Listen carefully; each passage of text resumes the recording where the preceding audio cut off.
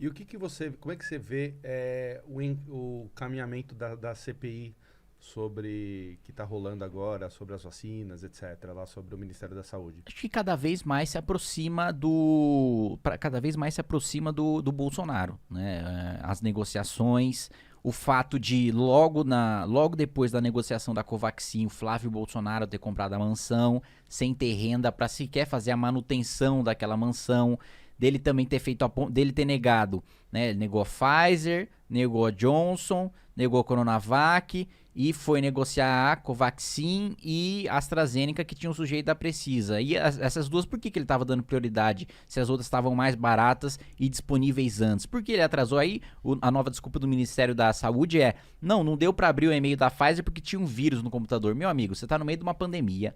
Sim. Um monte de gente morrendo.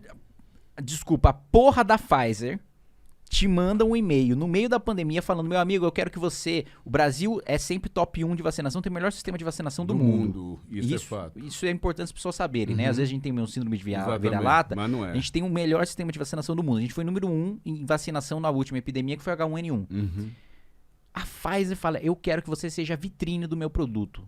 Não tá, a Pfizer não tá, ai, é uma empresa privada, ela queria o lucro. Não, ela queria o lucro, mas com a gente ela queria vitrine. Queria que a gente usasse e aplicasse logo as vacinas desde dezembro do ano passado, que era onde está a vacinação avançada hoje. Você vê o e-mail, tem um vírus, você não consegue abrir o e-mail. Parem as máquinas, gente. Ô, caralho, que não tô conseguindo abrir porque tem um vírus aqui no computador. Pega um Avast ali, uns Kaspersky, sei lá, qualquer coisa aí e abre. Chama o oriental. Chama o cara do TI lá, o japonês do TI, soluciona, chama o ministro, chama o, sei lá, o Martin Luther King aqui, faz alguma coisa aqui, chama o Gandhi, faz alguma coisa. Não. Fazer o quê? Vamos esperar 8 meses para eu conseguir abrir o e-mail e... não cola um negócio desses. Desculpa, até deu uma mini quebra de decoro aqui, mas aqui é um negócio muito... Descabido. É que você é muito elegante. Demais. Ô Kim, você também falou recentemente sobre uma questão de sócias bilionárias que recebem pensão. Não, sócios bilionários. Então, o sujeito, primeiro que já era uma imoralidade, não deveria sequer existir isso, né? Do negócio de filha solteira, passou dos 18 anos, pô, aí arrumar emprego, vai trabalhar. Buscar seus caminhos. E aí tem, mesmo assim com a lei permitindo as solteiras, o que elas faziam na prática, né? Aí tem casos emblemáticos. Sem casar-se e tal. Sem não casava no papel, mas continuava com o que é ilegal. Por que é ilegal? Tá mentindo, porque você tá mentindo, né? E ainda que você não esteja casado de direito, você tá casado de fato. A união estável. É a união estável, exatamente. E aí você recebendo isso irregular. Aí, recentemente, o Ministério da Defesa estava muito resistente, e é uma dificuldade lidar com os ministérios. Eu tô na comissão de fiscalização agora. Tudo é uma caixa preta, né? O governo Bolsonaro vem falar que não tem mais lava-jato porque não tem mais corrupção no governo. Acabei com a corrupção no governo. Tudo é uma dificuldade de você abrir, de você auditar. São meses de demora, de burocracia, de enrolação. Recentemente eu consegui aprovar um projeto de fiscalização de auditoria no cartão corporativo do presidente da República, porque os gastos dispararam com o Bolsonaro.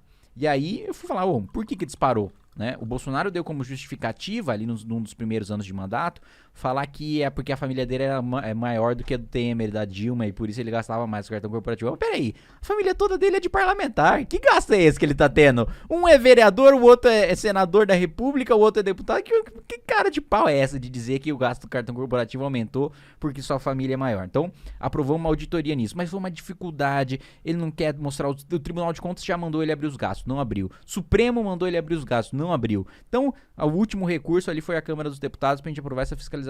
Muito bem. Então, até esqueci porque que a gente chegou nesse assunto. Ele tá falando da pensão milionária. Pensão bilionária. Aí, finalmente, o Ministério da Defesa, depois de meses, resolveu, depois de decisão do TCU, do Supremo também, abrir os dados de quem recebe. E por que ele estava tão resistente? Porque tem, como eu disse, como você colocou, sócias, né, de empresas bilionárias, né, de empresa milionária, de empresa bilionária recebendo pensão como se fosse dependente de militar. Então, bilionários.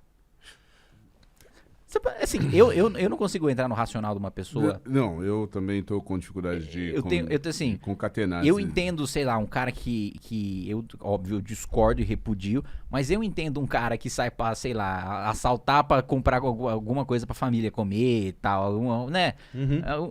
Agora, Sobrevivência. Agora, não tô passando pano, não acho que o cara acho que o cara sempre tem outra alternativa, mas eu entendo o racional por trás. O desespero. Agora, eu não entendo o racional por trás de cometer uma imoralidade assim tão barata, né? Como uma pessoa é tão mesquinha a ponto de receber um dinheiro público, que por ser público é limitado, ali a cobertura é curta, você poderia estar financiando outras áreas, etc. Você é bilionário, cara. Não faz diferença, não deveria fazer, pelo menos, diferença. Mas é difícil de eu entender, por exemplo, o que você fala, fulano é bilionário e recebe benefícios.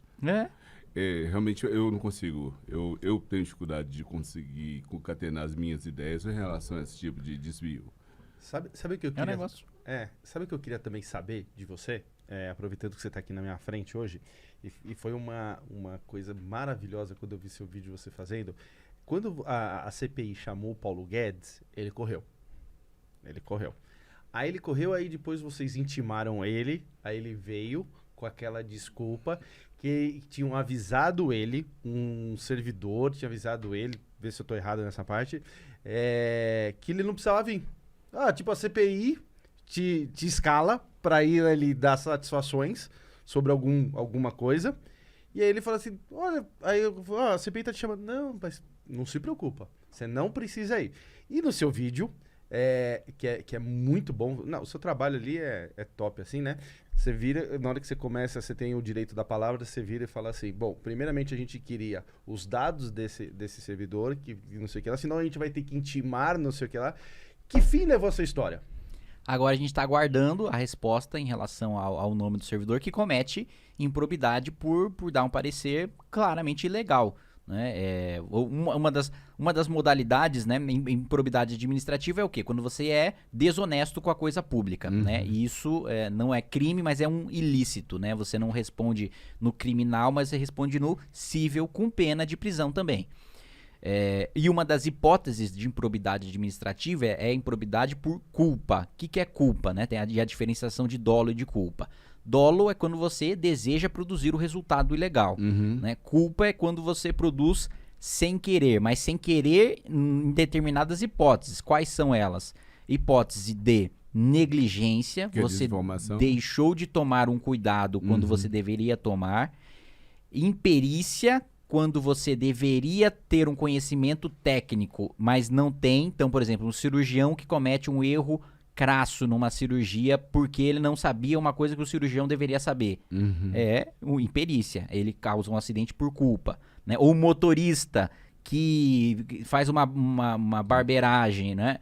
Imperícia. Ele tem dever técnico, porque a profissão dele envolve saber aquilo. Um advogado, mesma coisa. Dá um parecer legal, etc. Né? Ele não pode. Então, imperícia, negligência e imprudência.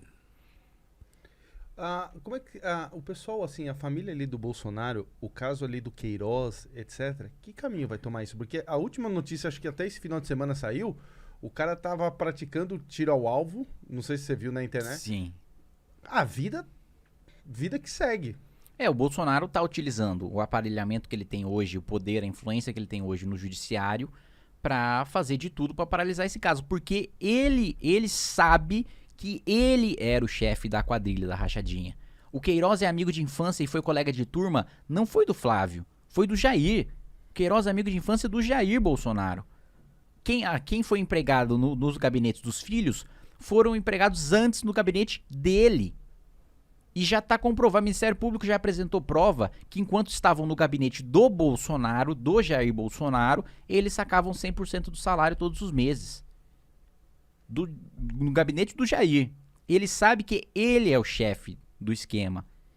E que o Ministério Público já chegou nele. O Ministério Público só não denunciou ele porque o presidente da República não pode responder por atos anteriores ou estranhos ao exercício do seu mandato. Ou seja, o Bolsonaro não pode responder hoje, enquanto presidente, pelo crime da rachadinha que ele cometeu. Pode responder só depois que ele sair do mandato. Só por isso que ainda não tem uma denúncia contra ele. Mas ele usa o poder, ele já usou a influência dele com o Dias Toffoli, né? Que ele dizia que é combater o Supremo, que é o antissistema, que é o anti-establishment. Aí tava lá assistindo o jogo do Palmeiras na casa do Toffoli, né? Puta, que antissistema pra caramba, hein? Nossa, eu vou lá e falo que o STF é não sei o que de petista, que o Toffoli era advogado do PT, o que é verdade. A hipocrisia tá. Cheguei no poder, tenho condição de fazer frente aos abusos do judiciário, o que eu faço? Viro amigo de todo mundo e nomeio dois caras ali que já são da turma deles, o Cássio Nunes e o André Mendonça, né?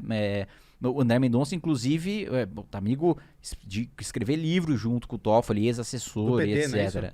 Exatamente. Bom, do Augusto Aras para o PGR, que dava festa pro Zé Dirceu em casa e etc. Ele sabe que vai chegar nele, e é por isso que ele faz de tudo para travar. Agora, o argumento da defesa do Flávio é o foro privilegiado retroativo. O que é esse foro privilegiado retroativo? Deputado estadual tem foro privilegiado, mas não no Supremo. Ele é julgado no Tribunal de Justiça, né, na segunda instância. Ele começa a ser julgado na segunda instância. Quando o Flávio Bolsonaro cometeu esses crimes, ele era deputado estadual, então ele era julgado pelo TJ. Só que ele se tornou senador. E aí qual que é o argumento da defesa do Flávio? Tudo que foi investigado, tudo que eu fui julgado, todas as decisões que foram tomadas no Tribunal de Justiça do Rio são inválidas porque eu sou senador e eu tenho foro privilegiado no Supremo.